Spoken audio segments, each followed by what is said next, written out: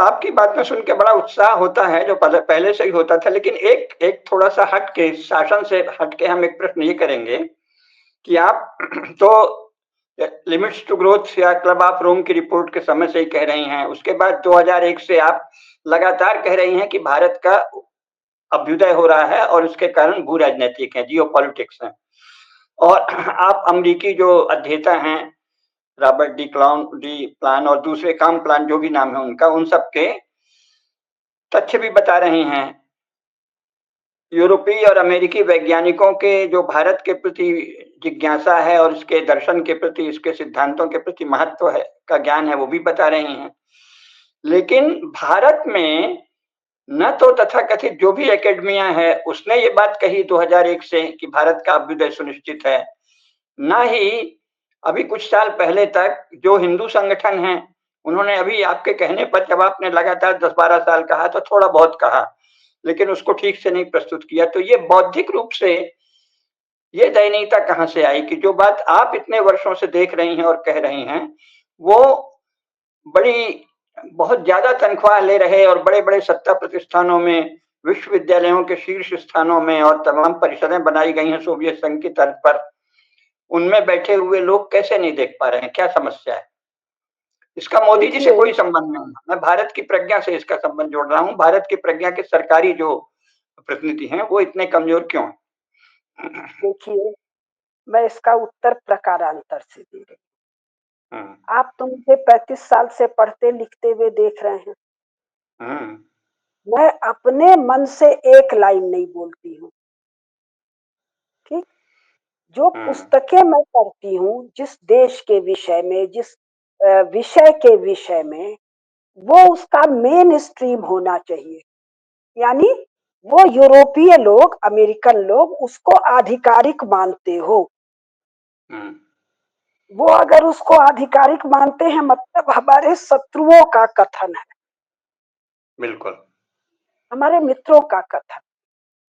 और मैं पढ़ती क्या हूँ, जो पहले दिल्ली से खरीद के लाती थी 3-4 दुकानों से, और बाद में अमेजन, फ्लिपकार्ट से खरीदती थी। यानी ऐसी पुस्तकें जो सर्वसुलभ हैं, ये बिल्कुल। भी आपको पता है। और जो मैं पढ़ती हूँ वो निशान लगाने के बाद पढ़कर सुनाती हूँ। अब धर्म मीमांसा चैनल पर आप कहेंगे मेरा भी मन है तो इसको विस्तार से सुनाऊं मैं, नहीं, नहीं, अवश्य करिए, अवश्य करिए। इससे बहुत दूर तक ये बात जाए। हुँ, हुँ, तो ये ऐसी पुस्तकें हैं जो दिल्ली के बाजार में उपलब्ध हैं, ऐसी पुस्तकें हैं जो अमेजन पर आराम से उपलब्ध हैं, बिल्कुल। अंग्रेजी भाषा में उपलब्ध हैं, हुँ, हुँ, पिछले 30-30 साल के पब्लिकेशन है।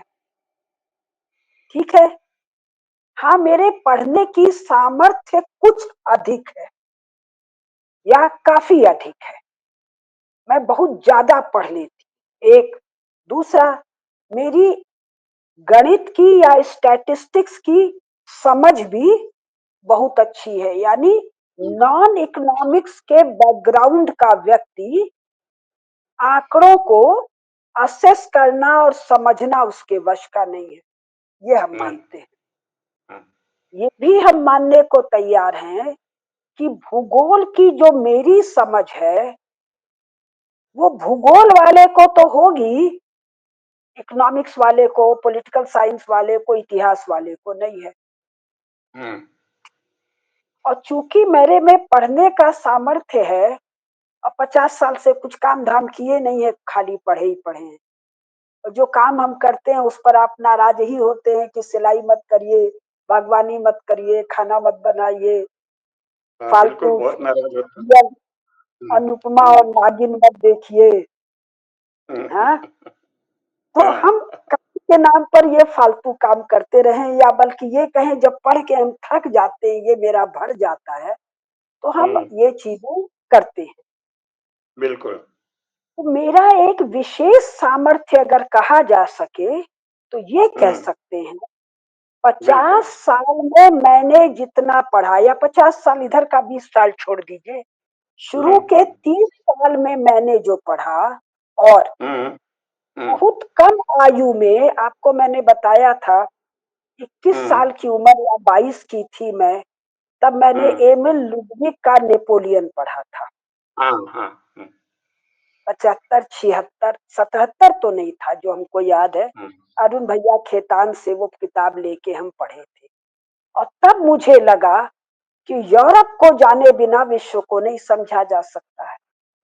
और 22, 23, 24 साल की उम्र में बाबूजी की लाइब्रेरी से मैंने गंभीरता से यूरोप को पढ़ा और समझा। मैं अपनी विशेषता बता रही हूँ, तो उससे शायद समझ में आए अन्यों ने क्यों नहीं किया। तो अपने यहाँ इकोनॉमिक्स वाला जो आदमी है, उसको यूरोप नहीं पता, भूगोल नहीं पता, भारत नहीं पता। मैंने 20 साल की आयु के पहले, यानी विवाह के पहले, माँ के साथ, वही पढ़ने का सामर्थ्य अधिक था, स्मृति भी ठीक था, महाभारत, वाल्मीकि कृत रामायण, कितने पुराण, और वाले ये कल, गीता प्रेस के कल्याण के कितने अंक पढ़े, और वो यहाँ हैं। और मैंने हिंदी साहित्य बहुत पढ़ा, यानी कहीं पर भारत की मुझे एक समझ थी, अच्छी खासी समझ। उस समझ के साथ जब कम आयु में मैंने यूरोप को समझा, तो वो मुझे बहुत दयनीय नजर आया। तो अब मेरी आयु 70 साल की है, मैं ये कह सकती हूँ 50 साल की उम्र तक मेरे इस कंपनी में या कंप्यूटर में जो क्या कहते हैं, वो डाटा जो फीड हो गया था, कि प्रोसेसिंग करने की भी खोपड़ी थी। इसलिए शायद मैं ये सब कुछ देख पाई। जब रॉबर्ट कापलान कहता है रेड सी से चंपा तक, हमको सब नक्शा बक्सा, जहाज, पानी, पानी का महासागर, उसके करंट, उसके बहुत सारी चीजें मेरे में उछलने लगती हैं। यही तो और जो विशेष बात है। और आप जो कहते हैं पिछले जन्म में कुछ थी, तो क्या पता वो होगा। तो वाई बिल्कुल। I that I can tell you, why others not do that I don't. ठीक बात है। शायद ये लेकिन कॉम्बिनेशन नहीं है वहां। और शायद एक चीज जो मेरे प्रोफेसर अमरीक सिंह ने कहा था, जब मेरे पास आए थे 90-91 में, यानी आज से कोई 34 साल पहले, तो कैम्ब्रिज इकोनॉमिक हिस्ट्री भारत पर 2 वॉल्यूम छपी थी, और एक किताब थी ग्रेट पावर्स कुछ करके। तो उन्होंने नाम लिया, मैंने कहा मैंने तो पढ़ लिया है। उनको भरोसा नहीं हुआ, कैसे देखे, तूने पढ़ लिया है? तो मैंने उसको कानूला किताब दिखा, तो जब वो स्केल से मेरा अंडरलाइन किया हुआ देखे, वो कहे कि माने ही वॉज अमेज्ड। अब वो तो दिल्ली वाले थे, तो उनका कहना था कि उन लोगों ने नहीं पढ़ा। तो मैं ये कह सकती हूँ आपके प्रश्न के उत्तर में, अब इसमें विनय लगेगा नहीं, लेकिन विनय, मैं बहुत ज्यादा विनय करती भी नहीं हूँ ऐसे मामलों में। नहीं, सत्य बोल रही हैं तो क्या है। एकेडमिया में जो लोग हैं, ये सब बहुत बी क्लास लोग हैं यही एकेडमिया तो में। बिल्कुल। इनको पढ़ने लिखने से रिश्ता नहीं। विपिन चंद्र वाली कहानी मैंने सुनाई होगी आपको, मॉडर्न इंडिया के लेखक विमल बाबू ये थे। बोले जब हार गए तो बोले कुसुम, मैं नया नया लड़का था, टेम्पररी लेक्चरर था, मुझे पैसे की जरूरत थी, मैंने किसी तरह लिख लिखा के मॉडर्न इंडिया दे दिया। इसका मतलब ह्यूमैनिटीज के लेखन को हमारे जो ऋषि और थे, वो उन्होंने इतने हल्के से लिया, बहुत हल्की चीज समझी। उनमें पढ़ने का सामर्थ्य लिमिटेड है। अब एक नाम मेरा लेने का बहुत मन है, शंकर शरण जी का और बीबी कुमार का। वो याद है आपको? बोले इस्लाम घोड़े पर दौड़ता हुआ आया, तो मैंने कहा घोड़े पर इस्लाम बैठा था कि कोई आदमी बैठा था? और जो आदमी बैठा था, वो असली घोड़ा जब दौड़ाया, तो जिस टेरेन से दौड़ाया, उस टेरेन में घोड़ा दौड़ता है क्या? मतलब जिनको इस्लाम जैसे मॉडर्न चीज का 1000-1200 साल का एशिया का हिस्सा जिस टेरेन में दौड़ रहा है वहां घोड़ा नहीं दौड़ता है भाई, ये नहीं पता। वो लोग इस्लाम के जानकार बन गए। और ऐसी बहुत सी कहानियां हैं। सार में मोटा माटी जिस विषय का एक्सपर्ट ये अपने को बताते हैं, उस विषय के 100 किताब तो पढ़नी पड़ी ना। और क्या, 100 किताब तो पढ़नी पड़ी।